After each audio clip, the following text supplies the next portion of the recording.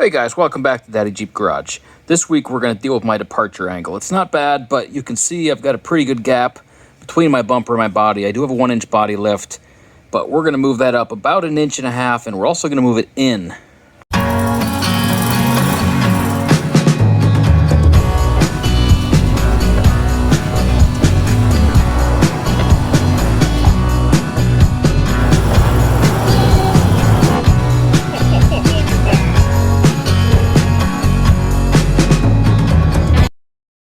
So you can see on my existing frame mod that I did this 10 years ago because my frame was rusted out.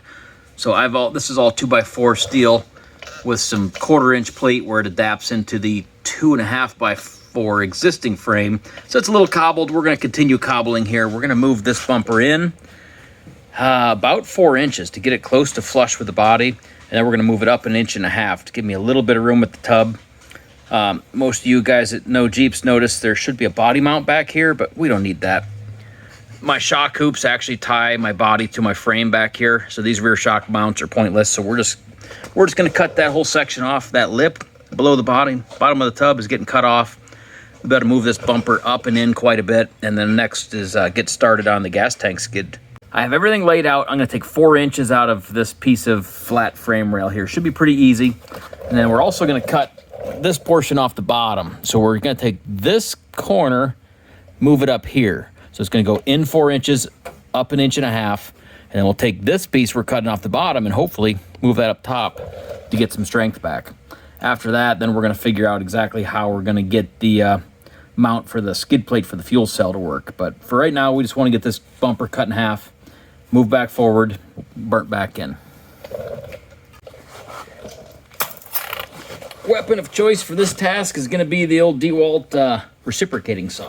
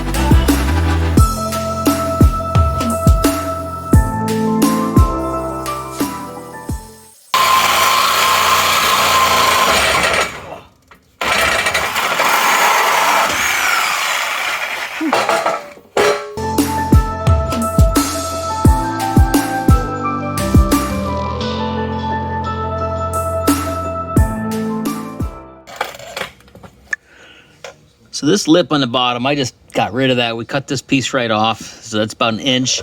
And then that leaves me, I don't know, 3/8 to 1/2 inch of material left. So I went ahead and I cut a groove every couple inches.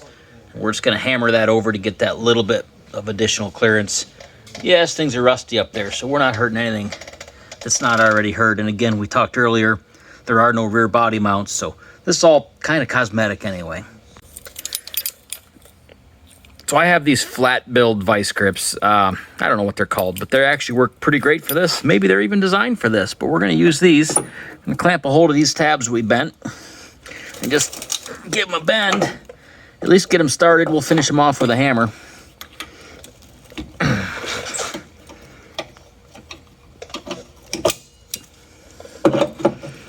A smart guy might have measured and made the cuts the right width to match this tool.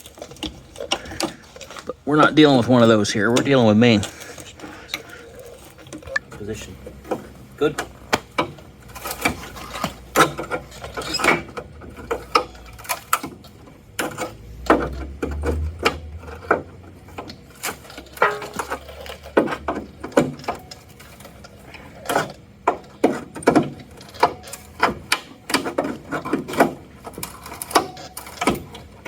Doesn't sound like very good metal.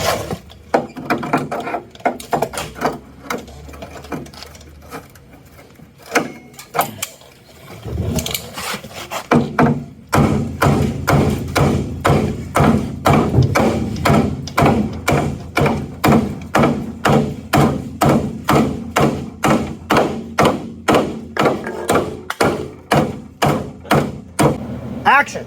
Cool. So new plan. I was going to reuse my existing bumper, and we may still use part of that, but then I remembered, actually TJ reminded me, that I have this piece of bumper. We actually used the same bumper to build his rear bumper on his Jeep, which maybe we should show you. I can't remember. We shot some video on that. But anyway, this is a JK rear bumper that I got from a friend from an insurance thing. They sent him the wrong bumper, didn't want it back, so I ended up with these two bumpers.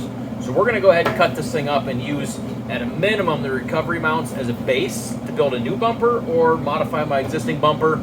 Don't know what it's gonna end up, but we're gonna start by just cutting this thing up and extracting this recovery point.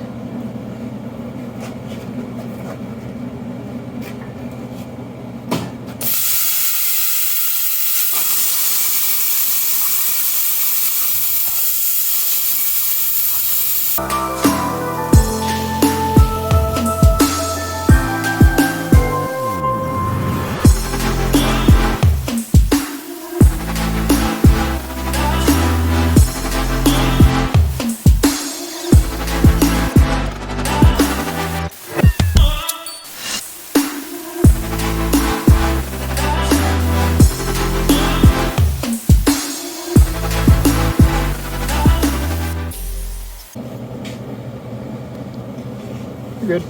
Okay.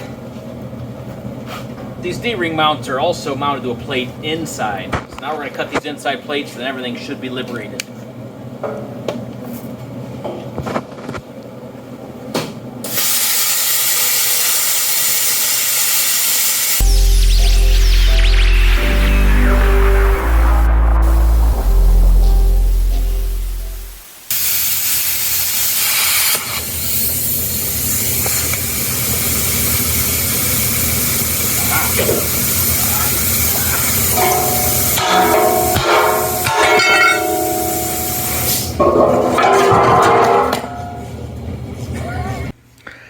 This is the piece we're left with after cutting it off the bumper.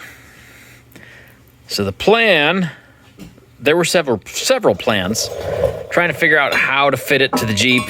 Thought about cutting this left edge off and butting it up, getting more weld surface, but what we ultimately decided on was to just cut this back plate completely off, make a couple cuts on this front plate so we can wrap it around the frame rail. So this is the piece we ended up with. Got a nice rounded piece for the fish plate type of attachment there, so we can just slide that in the frame rail. A little bit of hammering. Get a nice weld surface around that taper on the end, get a nice strength, good breakover angle, and then we're gonna build off of that. So I'm really happy with it.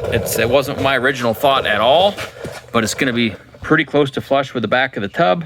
It's gonna be super strong, give us some actual recovery points on the back. And I'll be back here in a little bit. We're gonna use some round tube to connect the two sides, so I'll show you that here in a minute. So I got the D-ring mounts welded in. Again, I added the rounded fish plates, so it's nice and strong. We don't have any stress points. So we got that burn in, got it wrapped around both sides. I burn across the top, inside and out. We got some nice, good penetrating welds. That should make for a nice, strong recovery point.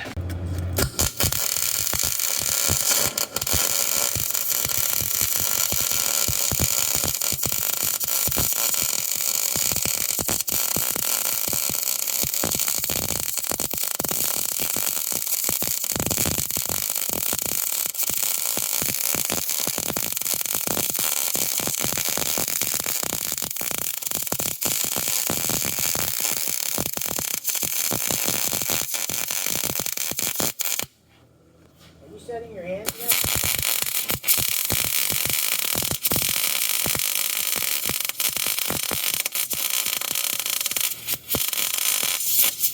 Ooh, that's hot. The other night, TJ and I were down here getting this bumper welded up, and we both agreed that it was good enough. I gained a ton of clearance. I don't really need to gain any more. I've rarely hit my rear bumper as it is, but after I was looking at some pictures and uploading things to Jeep Forum and other places, I was realizing my original plan was to gain as much clearance as I could. And I cut that lip off the back of the tub for a reason. I'm giving up 1.5 inches of clearance right there. So we're gonna cut it in half again. We're gonna go back to the original plan.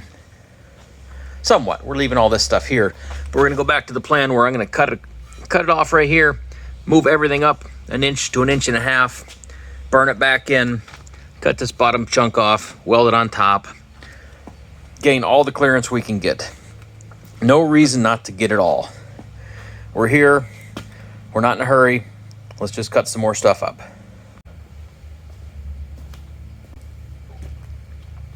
Let's do this. Back to the reciprocating saw. Safety glasses, you don't want to end up with one eye like me. Let's get this cut in half.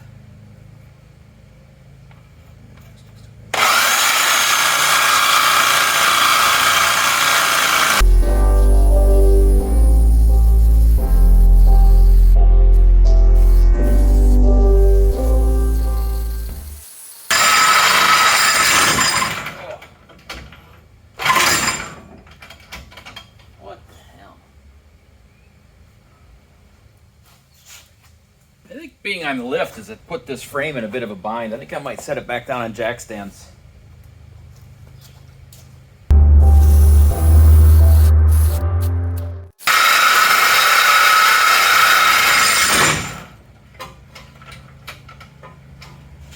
Wow. Violent.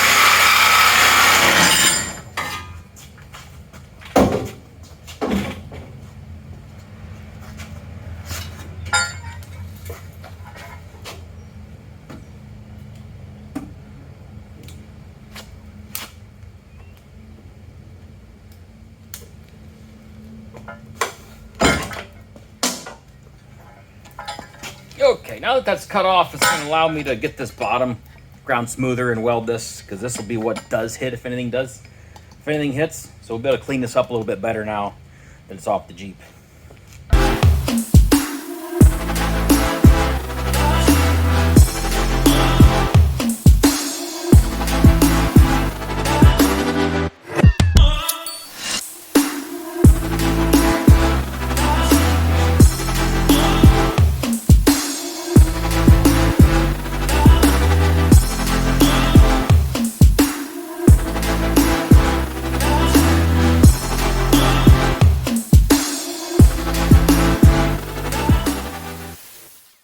This ground smooth, we're gonna go ahead and fill this in and put a little bevel on there too, just to make sure I get good penetration.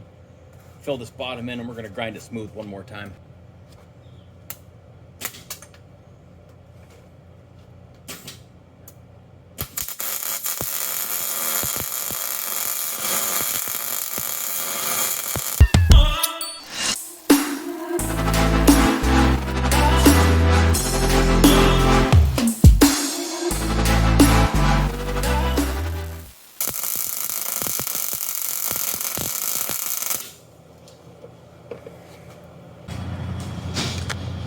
Now that the bumper was off, I was able to finish weld top and bottom, clean up all the welds. Nice and smooth in the bottom now. But of course you can now see how much overlap I have down here at the bottom. So we're gonna cut this chunk off, we're gonna flip it over, we're gonna put it up top, and it should match that up just about perfect to get our tubes nice and smooth and even again. And then we're gonna worry about some fish blading.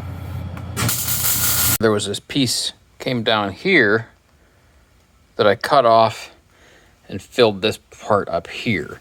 So underneath the frame is now currently hollow. So I have this piece of 3/16 that I cut. It's 2 inch by 3/16. We're gonna cut one of those for both sides and burn those in just to get some strength back on the bottom of the frame and of course fill that hole.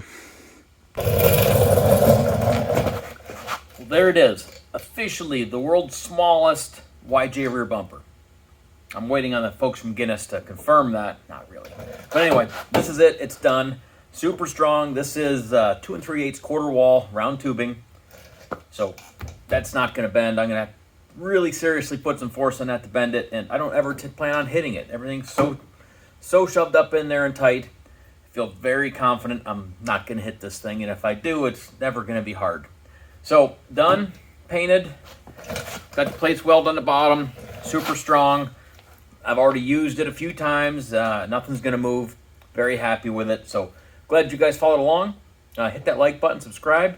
Bring you some more content like this soon. We're going to finish up the skid plate for the fuel cell. Get that lowered down through the floor. I'm real excited about that. So we'll bring that to you real soon. Thanks for watching.